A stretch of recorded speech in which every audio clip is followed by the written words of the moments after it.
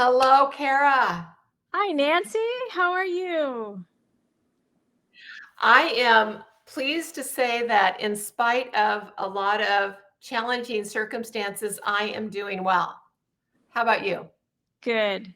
I am well too. Thank you. Good. Yes. And thank you for stepping in for Dr. Sue as she takes her 3-month renewal leave. I'm excited for her and I'm excited to be with First. So it's Yeah. great to be a part of it. So here we are, friends. For all those that are listening, this is the after the sermon conversation. So what happens here is I get the sermon emailed to me and I read it and I think about it and then I'm like, I've got questions. So now we get to explore some of my questions as well as yours. So if you want to send us any questions, just go to fbclincoln.org and just send us your questions and we will ask your questions as well. But let's just dig into this, Kara, because your Sure. your your message on Sunday, I mean, I had to like, well, this is interesting. Like, what's a leap of faith? And why is it a leap of faith and not like, oh my God, I'm so bored or I'm scared and I just got to get the heck out of here? Like, why is it a leap of faith? Well, I think it depends on who the instigator is. So if God institutes the nudges that make us go, oh, I think I need to do this, then that would be a leap of faith. If it's me saying, oh man, I'm looking for something to do. Hey, that looks good. Let's try that. Or something like that. Or peer pressure or, um, whatever that's not God says to me, you should really try this. Like the commercials that are like, if you use this cream twice a day, you're going to look like me, the lady in the commercial, not me. And so I buy it and I take the chance. Well, that's not really a leap of faith. So if God is saying to you, I want you to follow me to the place where I'm leading you, and I'm not going to tell you everything. You don't need to know everything right now, but this is from me, the Lord, then that's a faith leap. So how do you know it's from the Lord and not our ego or the commercial influencing us? Yeah. I think time is a really big factor. I tend to be impulsive, and if I want to change my hair color, I want to do it now. Or if I decide to do something, I don't want to have to wait a long time. And I claim that that's a growing edge for me. So with God, I think that you have to wait and listen, and then wait some more and listen. And then if you get that nudge, then you pray about it and you say, okay, God, this is what I'm feeling. And I believe this is from you. So then you wait some more. So I think if you are feeling, and that's not to say God can't work quickly, because I believe God has moments of instant transformation, like Paul on the road to Damascus, where he's just struck down and blinded and brought to his knees in an instant. But I think for many of us, it takes time to unfold God's plan. Do you think that's because we get wedded to what is? I mean, I Yeah. remember staying in a place a little too long, staying in a job just a little too long, staying in a relationship just a little too long when I when I knew that, it was time for me to go in another direction, but I was kind of wedded to what I know, right? I stayed Mhm. maybe out of the fear of the unknown. And this leap of faith is like you're leaping into the unknown. Sure.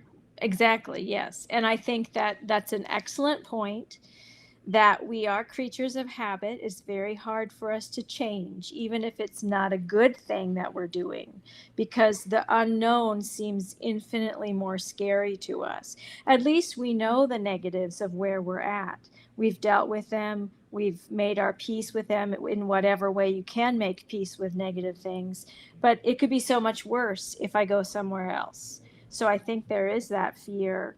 Um, So definitely, I think that we do get stuck. Now, if we're waiting to do something because we're stuck or we're wedded to where we're at, that's different than waiting and listening to God. One is done out of fear and comfort, and one is done out of the intention of listening for God's word.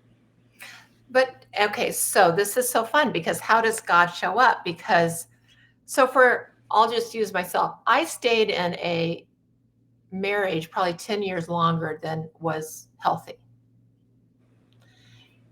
because I had this belief. I mean, somehow I got into death doeth part. I'm like, what a bad idea is that, right? So, and I'm like, I can't be a good mother if I'm not married to the father of my children. But it was killing me. It was literally killing me. And there probably wasn't a day that didn't go by in my life that I wasn't getting signals or clues from other people to say, there can be something different. There can be Right. something different. And I ignored them for 10 years. 10 years. Because I think God shows up through people and circumstances, Oh, yeah. not just the quiet voice in contemplation, but it shows up in other people to say, you're fabulous. You deserve to be Yep. happy. It's like that story about the man and his house is flooding and the water's rising and rising. So he goes up to the top floor, then he goes up to the attic, then he goes up to the roof, and the water is continuing to rise. And he's like, oh, Lord, rescue me. And a canoe stops by and they say, hop in. And he's like, no, it's okay. God's going to save me. And then a motorboat comes by and says, come on, hop in. Same thing. God's going to save me. Thanks, but I'll pass. And then another thing, finally, the guy dies and goes to heaven. He's like, God, I thought you were going to save me. And God said, I did. I sent you a canoe. I sent you a motorboat. I sent you blah, blah, blah. I think it's a wonderful story about how God works through the ordinary things in our lives. Mm-hmm. Mm-hmm. So how do we hear God? Is that the question? Or how I does God think so. It's like, how do you know? What struck me in your sermon message was that leap of faith. And the thing is, we're all divine beings. We are co-creators. We are the God particle here in physical form. We're meant to try and do different things. We're not meant to be in one pot or one place. We're meant to be exploring as many facets of our multidimensionality as we can, right? That's the joy of a lifetime, is try on all these things, right? Yep. Yeah, because there's no sin in God's world. Try it on. This is we're all making this up anyway, right? There's no sin in God's world. It's like, well, how did that work out for you, right?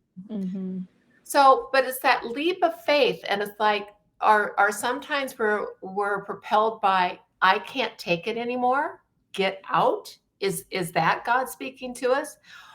Is it propelled by, I have desire something? Let's go explore that. I don't know where it's going to take me.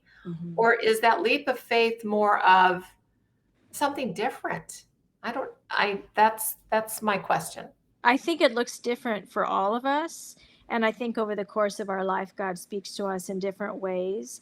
For some of us, I think we're so, as you said, wedded to a circumstance or a situation that God has to just literally shove us out the door. And I think there are times God is not gentle. Life Sickness, right? Yeah. Life crises that make you finally say something has to change. Yes. And it's not, I'm not saying God causes those things. I'm saying God works through those things to bring about change. Yeah. And to say, wake up. Life is precious. You don't know how much more you're going to get. So live it. And so I think there are times when God has to get a little drastic. I think there are times that it comes on a whisper or on a breeze. It comes, for people that do meditate, it comes in moments of enlightenment. I don't have the gift of meditation. It's not one of my things that I do. So that's not how God communicates with me so far in my life. But, God has communicated with me via a microwave. So, I mean, God can communicate in many different ways. And I forget where we were going with this. Well, but you just opened up a really great question because there's different ways. So you talk about the power of prayer. Like, how Hmm. does prayer help you kind of Hmm. create this leap of faith? And I want to tie it to the story you talked about your rock star husband, who I need to meet one day, Yeah, because clearly you were kind of in fear. Oh, things aren't going to work out. right. And then you prayed, Uh-huh. right? And Yeah. so I'm just really curious about what you think prayer is, the Yeah. role of prayer, and how you use it. Okay, so this might be different than how some people see prayer, but for me, I see prayer as changing me, not God. It's my way of saying, okay, God, this is what I want, but I want your will to be done. And if it needs to be different, then change me. And so, in a way, because otherwise, we have a God that works this way. We have a God who, if God receives enough requests for change, change will happen. But if God doesn't meet the quota of prayers to make change, then God's not going to make change. Do you know what I'm saying? It's almost like that's a fickle God in my mind. So for me, I don't personally believe that my prayer is going to ultimately make God go, "Oh, you're so right, Kara. I never thought about that. I'm going to do that." I guess that's how I see it. Now, many people think prayer changes God, and that's okay. But for me, I find comfort in the fact that God is sovereign. God knows what God is doing and what is the best for this world. And my prayers are my saying to God, "This is what I really want, Lord." But it's an openness to being changed. So when you say being changed, what does that mean to you? My wishes and desires. So if I want A and I beg for A and I pray for A and God is saying, but I need B, then prayer changes my viewpoint. So suddenly I can come to peace with what I really need is B. So one of the authors I listen to a lot is Neville Goddard. And I love his work. He's now passed, but he is kind of a mystic from the 50s and 60s. And um, he breaks down all these Bible verses. Okay. He'll take a Bible verse and say, but this is really the interpretation, that for the non, because he frames it up to say a lot of the Bible messages were framed in, I'll say, Asian symbolism. Mm-hmm. And so it doesn't always resonate for Sure. the non-Asian. And so he kind of breaks it down that way. But he talks about prayer a lot. And I like this. He's like, prayer is the act of putting yourself in the experience you want to experience. Not asking for something, but actually putting yourself in the experience you want to have. Hmm. Because That's he's like, great. God is your imagination. You get it. We're making all this stuff up, right? We make up our fear, we make up our happiness, we make up our success, we make up everything, right? And so I really love that notion of prayer is us imagining how we want something to be, imagining that Mm-hmm. that is what it is and encompassing that, right? Mm-hmm. Mm-hmm. Um, and then couple that with, I learned this from one of my meditation coaches, is like when you set an intention, say, God, I would really like it to be this, but if something else serves the highest good, I am open to that as well. Because we don't And that know. and that's exactly what I feel too. Yes. So, put the request out there. But like your story about your rock star husband, it's like you don't know if that additional work for somebody bringing something from Omaha to Lincoln actually allowed that person to buy groceries that day because that person was going to make $100. Sure. right? Yes. Like we want the concert to go off on time, as scheduled, as planned. But since there were situations that involved other people, that the that could have helped 10 other people having the music equipment not function Right. as planned. Right. And we'll never know. No, because we cannot see that big picture. We see this little bit right here. I always play this game with myself in the airport, and I'm traveling tomorrow to a conference. In the airport, I'm always like, well, look at us, thousands of people, all trying to get from point A to point B. And I'm Mhm. always surprised that the luggage most of the time gets to where it needs to be and the people I get, know. I mean, like, it's amazing that it all happens Yeah. 95% of the time perfectly. And when Right. there's a delay and, people start getting grumpy, I got to make it home, I'm like, we're just making sure everybody's safe. Yep. Like, this is about The greater good. the greater Yeah. good, Yeah. right? Right? Like, stand back, go get a cup of tea, go get a Mhm. glass of wine, Yeah. get another book, stand down. You are Breathe. not, this is not your plan anymore. The minute you get into the airport, not your plan. Right. It's God's plan. Yeah. You'll be a lot happier if you can accept that. So yeah. And then there's that notion of, thank God for unanswered prayers. Right. Because we don't always understand the ramifications of what we're asking for. And And we don't. I don't want to take somebody's lessons away from 'em. I'm going through this situation.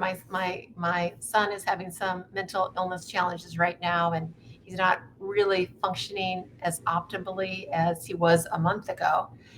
And we all want him to to come on, come on, get it together. Mhm. But you know what? Mhm. I also trust that he needs to go through this journey. Yeah. His decline is actually a phase of his healing journey. Mhm. So I don't want to take his decline away from him. Now, do I want to keep him safe? Absolutely. Right. Mhm. So Mhm. believe me, I checked us into a hotel for 4 days and, Yeah. made Yeah. sure there was food, shelter, water, safety. Right. But I didn't try to remove the decline. Mm. Interesting. Right. It Yeah. takes a while to get sick and it takes a while to get well, and you've got to go through all of it. Mm. And I thought, what I can do is love him, support him, and keep him safe. But I got to let him have his own journey. Mm. Mhm. I don't know what his soul signed up to learn, Sure. Yeah. you Yeah. know? I don't know. Yeah. And it's really challenging when other member in a friends and family who mean well, like, well, he should just do this. I'm like, not no one, he's on his own life path. Mhm. Mhm. How old is he? He's Did you 30, say? He's 30. right? Okay. He's 30. So and he's got a psychiatrist, he's got counseling, he's got professionals, and then he's got his family who loves him. But my prayer for him is I just envision him healthy and happy and thriving. Yeah. I don't know what that looks like beyond that Sure. or when, Right. but that's my prayer. Mhm. Absolutely. Yeah. I read something the other day that as we're in this awakening, this quickening of consciousness, like no one's exempt from the wake up calls right now, especially with the innovation accelerating, that since we all are part of all that is and the collective consciousness, we have to be really careful of what thoughts we put out in the universe to others Mm. because they pick them up. Mhm. So my thought for my son is you are healthy, happy, and thriving. Mm. Now, what's interesting is his father's is you are sick and not doing well. Mm. I'd rather have Kellen pick up my message Right. than his father's. Right. Yeah. And I think that's kind of prayer in its own way. Mm-hmm. That makes sense? It's an energy and a wish and a thought and a hope that you are putting out into the greater world. And that sounds a lot like prayer to me. Yeah. I think we could all get better at prayer. Should we Oh teach a yeah. class? Yeah, don't you think? Well, so what Oh are your yeah. tips on prayer? Like what share with people how to do a good prayer. So when I started praying as a professional, I would bring a little book with me, and I just quickly try to flip through and find the right prayer, which was completely awkward and inconvenient. Finally, I just threw the book away, and I'm like, okay, we're just gonna wing this. And so you just jump in, and it is terrifying at first. But the thing is that the whole point about prayer is it's really only one thing. It is a conversation. It is a conversation between you and God. And so I just think you talk in whatever voice you would use when you're talking to God, as if God was sitting across from you and you're having a glass of wine or a cappuccino. And so it would be like, and you're sharing your soul. And so you talk as if God is listening, because God is listening.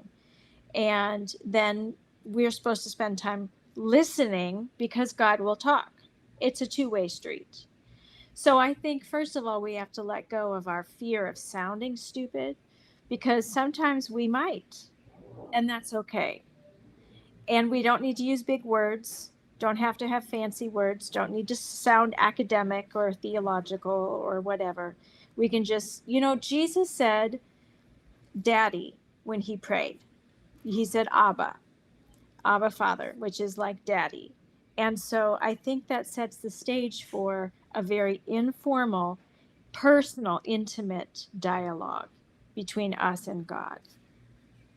I love that. And do you pray out loud or silently or both, or what do you? I tend to pray when I'm praying for myself. I tend to pray both silently and out loud. If I'm driving, it tends to be out loud. So people probably think I'm crazy because I'm driving around just kind of as I'm looking at things around me. If I see a squirrel trying to make it across the freeway, then and I'm go little guy, and oh please Lord, and but otherwise it tends to be pretty quiet. And that's probably because for my profession I have to pray out loud. So my personal life kind of balances that out. Mm-hmm. I love But then that. sometimes prayer has no words. It's just a feeling. Mm. It's just something that comes from right here that you project, and God understands, and you don't even have to use words. I read something just actually the other day that said, God doesn't hear your words. God listens to your feelings. I like that. I think that's true. Very much so. So we don't have to get the words right, That's right. but we probably need to get in touch with our feelings. Oh, yes. And I think God knows when we're trying to pull something over on God. Like, oh, Lord, I have been so good today. I have done this and this and this. And God's up there going, uh-huh. Well, yes, but what about the other stuff that you've been doing, So we need to just be honest. Oh, I love it. I love it. Okay, well, Kara, I always enjoy these conversations with you. Me too. Thank you, Thank Nancy. you for sharing your unique perspective. Yeah. I'm gonna dial up my prayer game. Okay, I That's will what I'm too. gonna do. I'm gonna dial up my prayer game, and I hope those of you listening will do the same. So next week we'll have another conversation. I'm looking forward to diving into your message next Sunday. And Yeah. for those of us listening, thank you very much. Please join us at First Presbyterian Church in Lincoln, Nebraska. Bye.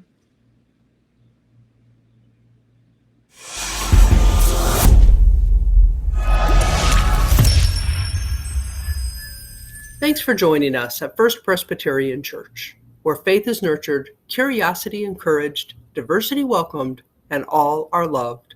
Find out more about us at fpclincoln.org.